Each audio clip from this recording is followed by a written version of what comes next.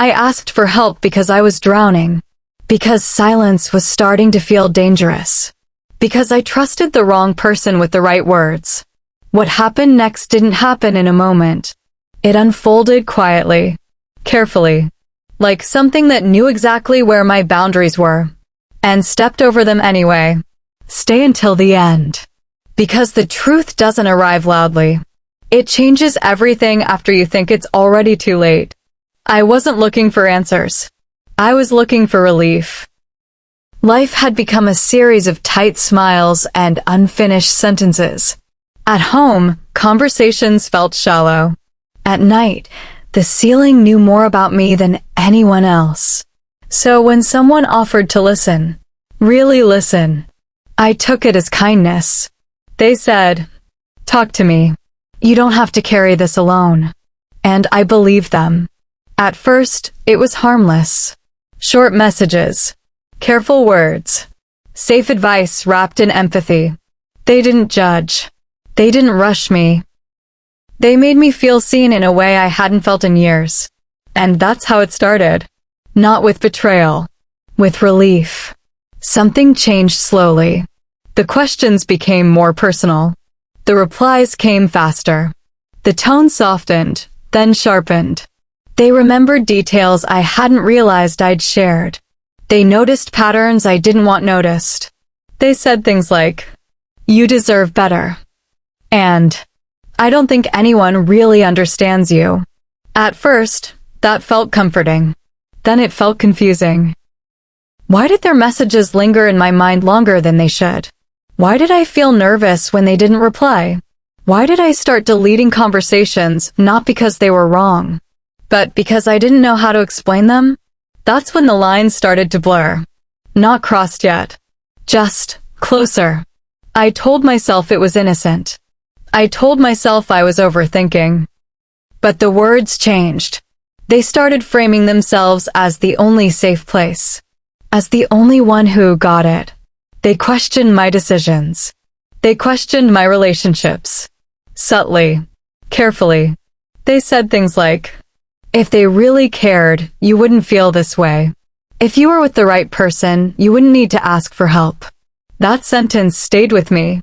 Because it didn't sound like advice. It sounded like a suggestion. And that's when I felt it. That quiet discomfort you can't explain, but can't ignore. It happened on an ordinary day.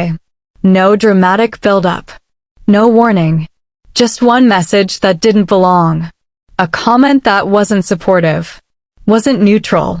Wasn't appropriate. It crossed a line. Not loudly. Not aggressively. But clearly. I stared at my screen, frozen. Reading it again and again, hoping I misunderstood.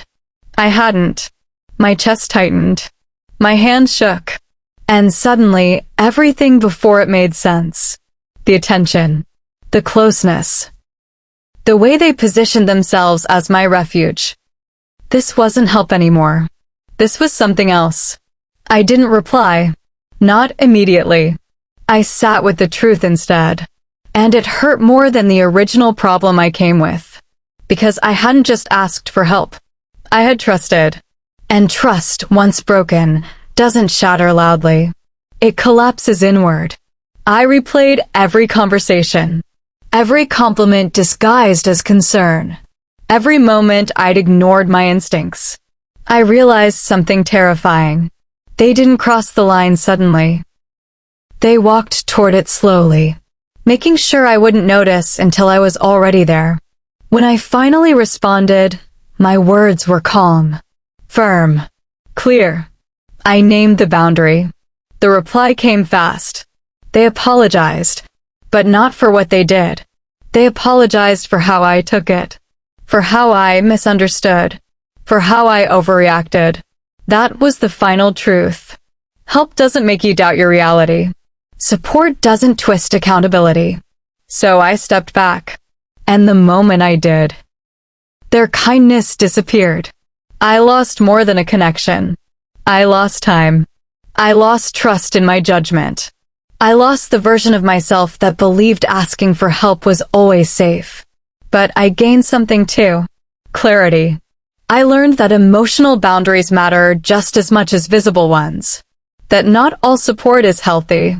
That attention isn't care. And empathy shouldn't come with expectations. And most importantly, I learned to listen to discomfort. Because it speaks before damage does. The hardest part wasn't cutting them off. It was accepting that the danger didn't look like danger at first. It looked like understanding. It sounded like patience.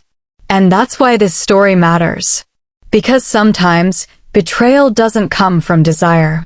It comes from access. If you've ever asked for help and felt confused by what followed, if you've ever questioned whether something counted as crossing a line, trust yourself. The truth doesn't need permission to exist. And your boundaries don't need justification. If this story resonated with you, tap like, it helps more than you know.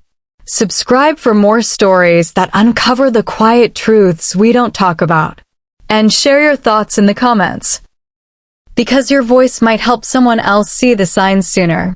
Some lines don't shout when they're crossed. They whisper. And that's what makes them dangerous.